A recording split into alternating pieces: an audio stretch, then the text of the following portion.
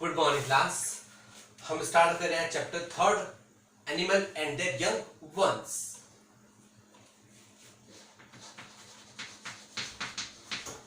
Chapter third, animal and there young ones.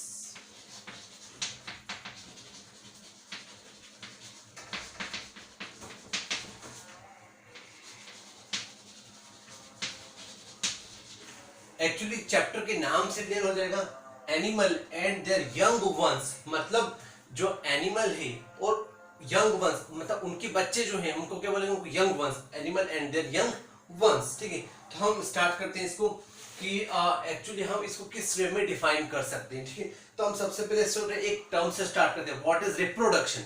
हम start करते हैं रिप्रोडक्शन।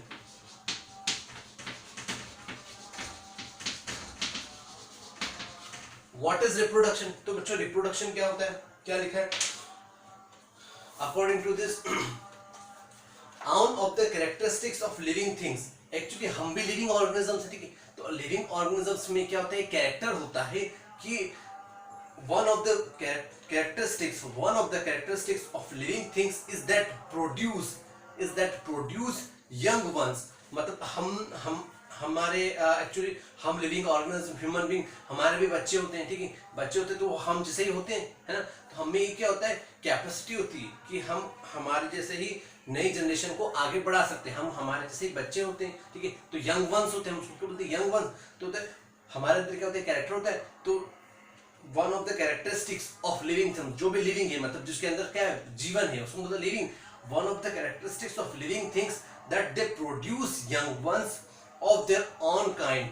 अपनी जैसे, अपने ही जैसे वो एक्चुअली जो बच्चा होगा हमारे ह्यूमन बीइंग में, जो बच्चे होते हैं छोटे, देखते हैं उनमें भी हम सेम हम जैसे ही होते हैं। वही है कि टू हैंड्स होंगे, पूरी बॉडी ऐसा कैसी होगी, टू लेग्स होंगे, पूरा ऐसा का स्ट्रक्चर होगा, आईज होगी, नोज होगा, सेम एज इट इज होते हैं वो। ठीक है, तो हमारे जैसे ऑन काइंड, सेम काइंड हमारे जैसे होते हैं। ठीक है, तो इस प्रोसेस को हम क्या बोलते हैं, reproduction. The process is called reproduction. ठीक है, अब इसके अलावा आप देख सकते हैं कि इसके अलावा कि अलग अलग सम एनिमल्स ले एग्स। अब कुछ एनिमल्स को आप देखते हो कि वो अंडे देते हैं, एग्स देते हैं। ठीक है, तो एक जब फूटता है तो उसमें से वैसा का वैसा स्ट्रक्चर वाला ऑर्गेनिज्म निकलता है। ठीक है, मुर्गी का आप देखते हो कितनी एक बच्चे अंडे में से क्या होते हैं, बच्चे निकलते हैं। ठीक है, तो हम ऐसे देखते हैं वो भी उसी टाइप के, वो भी क्या उसको बोल सकते हैं रिप्रोडक्शन, दैट्स कॉल्ड रिप्रोडक्शन। ठीक है, तो some animals lay eggs from which the young ones hatch, मतलब उनकी यंग वंस हैचिंग होगा, मतलब वो अंडा फूटेगा, उसको बोलते हैं हैचिंग, उसमें से वैसा का वैसा बच्चा निकलेगा। ठीक है, तो हम उसको क्या बोलेंगे, रिप्रोडक्शन। ठीक है, अब एनिमल्स में तो क्या होता है, एक नहीं होता है, डायरेक्ट ही बच्चा होता है। ठीक है, हमने कभी देखा कि छोटा बच्चा आया कि एक में आया, वो नहीं आया ना, तो क्या होता है, डायरेक्ट होता है विदाउट एक, तो हम उसको क्या बोलते हैं। वेयरएज अदर एनिमल्स, बस कुछ एनिमल्स ऐसे होते हैं गिव बर्थ, वो जन्म होता है यंग वंस का, क्या हम उसको टर्म को बोलते हैं, बच्चे को होना, उसको क्या बोलते हैं, यंग वंस।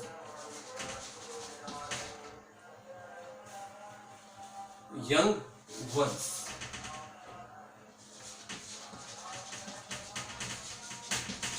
मतलब यंग वंस मतलब वैसा का वैसा बड़ा बच्चा होना, तो उसको मतलब उसको टर्म को यंग मतलब यंग वंस मतलब उसी की सेम पैटर्न, उसको बोलेंगे यंग वंस। ठीक है, तो क्या बोलते हैं, सम एनिमल्स ले एग्स, कुछ तो अंडे देते हैं। ठीक है, lay eggs from which the young ones hatch, whereas other animals give birth. अब कुछ कहते हैं, कुछ एनिमल्स कहते हैं जन्म देते birth to young ones directly without laying egg, मतलब उसमें एक अंडा नहीं होता है, डायरेक्ट बच्चे का जन्म हो जाता है। ठीक है, तो ओके, हम इसको बोलते हैं रिप्रोडक्शन। ठीक है, अब हम देखते हैं कि इसके बाद हम पढ़ते हैं कि एनिमल्स दैट ले एग्स। ठीक है, अब हम कुछ एनिमल्स के बारे में पढ़ते हैं जो कि अंडे देते हैं, animals that A legs.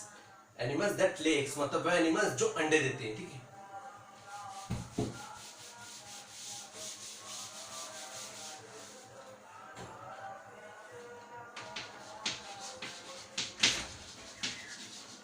Animals that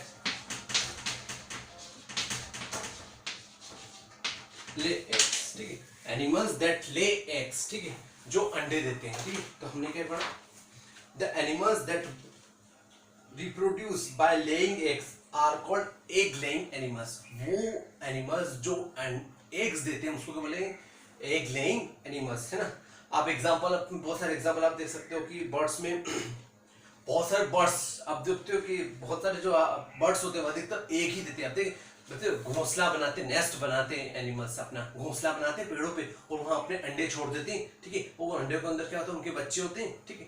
तो हम क्या बोलते हैं कि वो क्या है, एग लेइंग एनिमल्स दैट ले एग्स, ठीक है। जो एग लेइंग वाले एनिमल्स जो कि अंडे के थ्रू अपने बच्चे देते हैं, ठीक है। तो हमने क्या देखा, the animals that reproduce by laying eggs, अपने लेइंग एग्स के are called egg laying animals. Example कौन कौन से हो गए, बर्ड्स, फ्रॉग हो गया, फिश हो गया, है ना, फिश मछलियां, है ना, स्नेक, सांप, लिजर्ड, छिपकली, इन सब अपने अपने हमें अंडे देते हैं, ठीक है। And insects like cockroach and butterfly, और कॉकरोच और बटरफ्लाई भी कहते हैं अंडे देते हैं, ठीक है। तो उसको बोले एनिमल्स दैट ले एग्स, ठीक है। This eggs are kept in a warm place, actually अंडों को हमको गर्म जगह रखना पड़ता है, ठीक है। अब वो घोंसले में बना के रखती है ना, चिड़िया वगैरह आप देख सकते हो ऊपर, और बहुत सारे एनिमल्स क्या होते हैं अपने अंदर उसके ऊपर बैठ जाते हैं, अपने एग्स के ऊपर वो बैठ जाते हैं, उसको गर्मी मिलती है, चूंकि मिलती है, हीट मिलती है, ठीक है। तो हम क्या देखते हैं, the eggs are kept in warm place और the parent animals on the eggs to keep them warm, ठीक है। अब द सीट पेरेंट्स एनिमल क्या है, तो उनके ऊपर बैठ जाते हैं ताकि अंडों को गर्म रख सके, ठीक है। जब तक उनको एग्स को गर्मी नहीं मिलने वाली, जब तक उन एग्स को गर्मी नहीं मिलेगी, तब तो क्या होगा, उनमें हैचिंग नहीं होगी, मतलब अंडा फूटेगा नहीं, और क्या होगा, जो भी होगा एनिमल क्या होगा, बाहर नहीं निकलेगा। तो हम क्या बोलते हैं, eggs are kept in a warm place और parent animals sit on their eggs, parents animal उसके ऊपर क्या होते हैं, बैठ जाते हैं, ठीक है। और टू कीप देम वार्म, ताकि उसको गर्म रख सके। This process is called incubation, हम उस प्रोसेस को हम क्या बोलते हैं, इंक्यूबेशन। व्हाट डू वी से,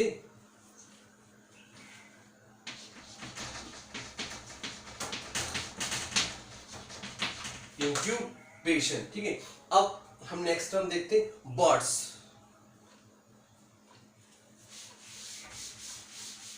What about birds?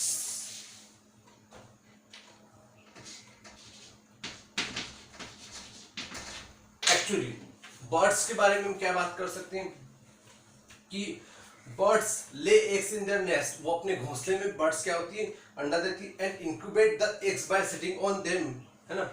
Actually अपने nest के अंदर, अपने घोंसले के अंदर उसने अंडा दिया, ठीक है। वो इंक्यूबेट किया, मतलब एक्चुअली वो उसी के ऊपर बैठ जाती है, मतलब उसका क्या बोलेंगे, इंक्यूबेट करना है। Incubate the eggs bye sitting on them until the eggs hatch, वो तब तक उसके ऊपर अंडों के ऊपर बैठी रहती है जब तक वो अंडे क्या होते हैं, फूट के बाहर नहीं आ जाते, ठीक है।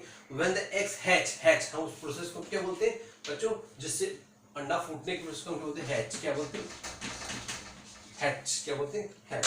तो क्या बोलते हैं, when the eggs hatch chicks came out, the can not, वो जो बाहर आते हैं हम उसको क्या बोलते हैं, चिक्स, क्या बोलते हैं उसको, छोटे बच्चे को क्या बोलते हैं, यंग वंस को क्या बोलते हैं, चिक्स, ठीक है। दे कैन नॉट फ्लाई, वो उड़ नहीं सकते, है ना। हम देखते हैं वो इतने छोटा है तो क्या उड़ पाएगा नहीं, दे आर फिदरलेस, उनमें क्या होता है, कोई पंख नहीं होता, एंड कैन नॉट सी, और वो देख भी नहीं सकते हैं, ठीक है।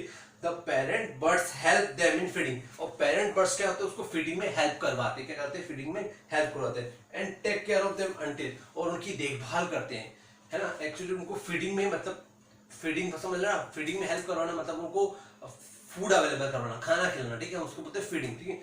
तो पेरेंट्स उनके, हम देखते छोटा बच्चा होगा तो उसको पेरेंट्स ही उसके फीडिंग करवा, मतलब एक्चुअली हमारे ह्यूमन बीइंग में भी अगर कोई छोटा बच्चा होता है तो पेरेंट्स उसकी टेक केयर करते हैं, तो ऐसे हैंड्स के अंदर भी फीडिंग कौन करवाता है, उसके पेरेंट्स, ठीक है। Feeding and take care of their until they develop feathers and learn to fly, अब तब तक उनकी वो देखभाल करते हैं कि जब तक वो उड़ने के लायक नहीं बन जाते, ठीक है। तो आपको देखो कि एक मुर्गी है, उसने एग दिया है ना एक्चुअली, और वो एग के ऊपर बैठ गई अपने, है ना, और जब तक बैठ रहेगी उन एग के ऊपर, जब तक उसके बाद वो हैचिंग नहीं होती, मतलब उसके बाद अंडा फूटेगा और उसमें से क्या निकलेगा, छोटे छोटे मुर्गी के बच्चे, ठीक है। Okay, we will continue next lecture.